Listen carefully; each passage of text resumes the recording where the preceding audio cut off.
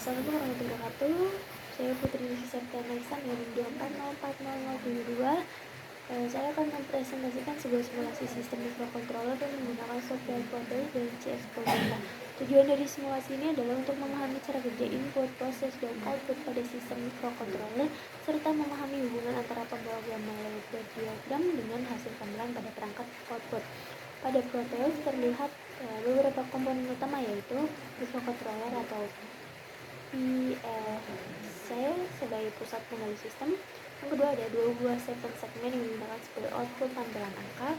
Kemudian yang ketiga ada tombol atau saklar input.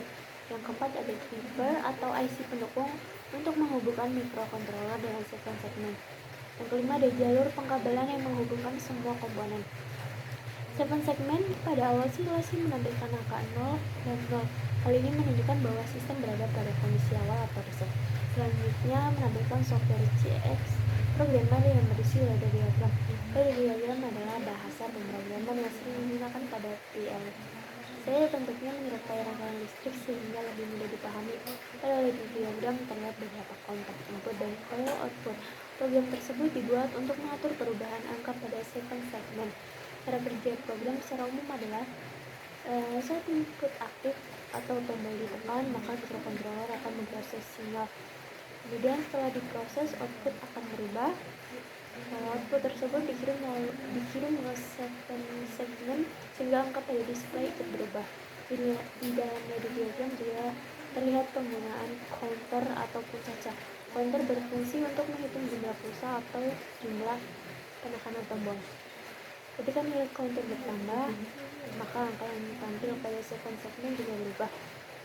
Pada bagian simulasi terlihat angka pada segmen berubah dari 0 menjadi angka lain. Hal ini menunjukkan bahwa program berhasil mengontrol output sesuai logika yang dibuat. Segmen bekerja dengan cara mengaktifkan kombinasi LED tertentu sehingga membentuk angka. Contohnya, jika beberapa segmen tertentu menyala, maka akan membentuk angka 0. Kombinasi segmen yang berbeda akan membentuk angka 1, 2, 3, dan seterusnya. Selain itu, simulasi ini juga menunjukkan sinkronisasi antara software pemrograman dan hasil output pada rangkaian virtual di Proteus. Berikut fungsi dari masing-masing komponen pada simulasi. Yang pertama, mikrokontroler atau PLC berfungsi sebagai otak sistem yang menerima output, memproses data lalu mengirimkan sinyal ke output. Yang kedua, segmen berfungsi sebagai media tampilan angka hasil proses dari mikrokontroler. Kemudian ada tombol atau switch digunakan sebagai input untuk memberikan perintah kepada sistem.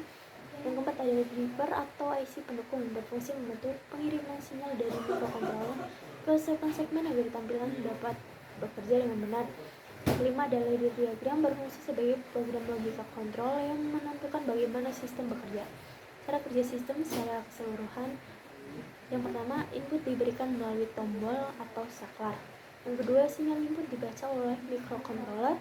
Yang ketiga, program ladder diagram memproses kondisi input. Yang keempat, counter menghitung sesuai logika program. Yang kelima, output dikirim ke segmen. Yang keenam, segmen menampilkan angka hasil proses. Proses ini berlangsung terus-menerus selama simulasi berjalan.